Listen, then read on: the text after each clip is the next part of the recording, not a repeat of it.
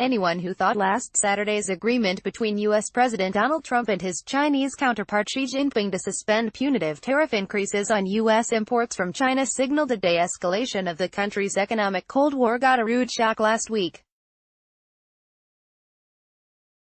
On Wednesday it emerged that the chief financial officer of Chinese telecoms giant Huawei had been arrested in Vancouver airport at the request of U.S. authorities on suspicion of breaking American sanctions against Iran. Incidentally, emerged is the right word. Meng Wanzhou was actually detained the previous Saturday, just as Trump and Xi prepared to meet in Buenos Aires. Apparently Meng's legal team had sought a news blackout, presumably as Beijing attempted to pull strings in Ottawa and Washington to get her released. Meng's mentions, inside Huawei CFO's Canadian connections when news of the arrest did leak out, it triggered outrage among the Chinese. China's embassy in Ottawa denounced Meng's detention, which it said strongly harmed the human rights of the victim, and pledged to take all measures to resolutely protect the legitimate rights and interests of Chinese citizens. The shock tone rings false. If China's ambassador to Canada was really so sure Meng's arrest was wrong, he could have filed a writ of habeas corpus to have her brought immediately before a court to determine the lawfulness of her detention. He did not. There are several possible reasons for this. It is just about conceivable the ambassador might not be familiar with habeas corpus. There's no such right in China. Or maybe it was deemed too embarrassing for the Chinese government to invoke the laws of another country to free Meng, when it affords its own citizens no similar protection against arbitrary arrest. Or perhaps the ambassador was not so convinced the arrest was unjustified. After all, suspicions about sanctions busting by Huawei, and by Meng in particular, are nothing new.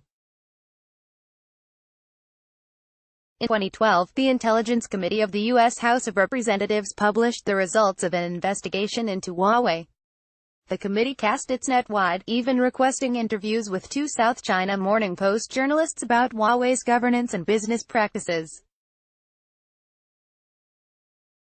One of its criticisms was that the company had refused to answer questions about its operations in Iran, and had failed to demonstrate compliance with U.S. sanctions.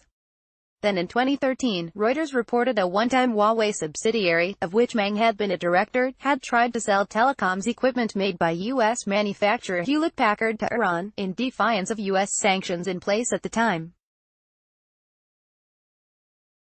Only one valid passport allowed, Hong Kong says after Huawei arrest. What Reuters neglected to report, however, was that until 6 weeks ago the parent company of the Huawei subsidiary's Iranian business partner was part-owned by the Iranian Revolutionary Guard Corps, which was heavily involved in Iran's nuclear program. That could place Meng in breach of United Nations sanctions, rather than just bilateral U.S. sanctions, which would be an offense in Canadian law, potentially justifying her extradition. But Huawei was not the only international company that continued to do business with Iran. A few were penalized, notably Standard Chartered and Chinese telecoms business ZTE. Most were not, including companies from both the US and China. So why is the US pursuing Huawei?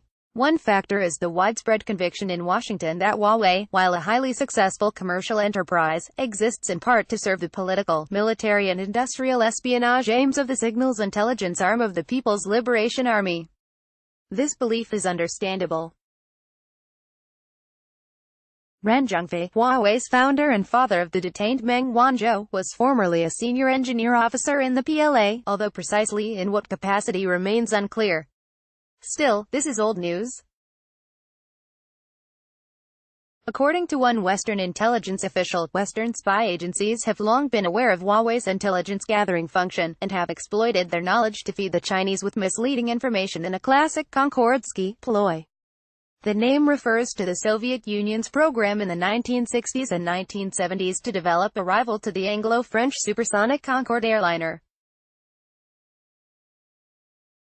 The legend in intelligence circles is that the Soviet spies approached a British aeronautical engineer in an attempt to obtain detailed plans of Concorde. China summons USA ambassador and threatens further steps in Huawei case. Alerted to the attempt, the British fed the Soviets with doctored plans. The Russian plane crashed on its international debut at the 1973 Paris Air Show, and after a second crash, the project was scrapped. All this is diverting, but it is exactly that, a diversion. The salient question is not the how or why of U.S. action against Huawei, but the why now. One theory is that the wheels of U.S. justice grind extraordinarily slowly, and that investigations initiated 5 or 6 years ago have only now gathered sufficient evidence to justify an arrest. This is implausible. The U.S. administration may be happy to back away from tariff increases on imports from China that could hurt U.S. consumers.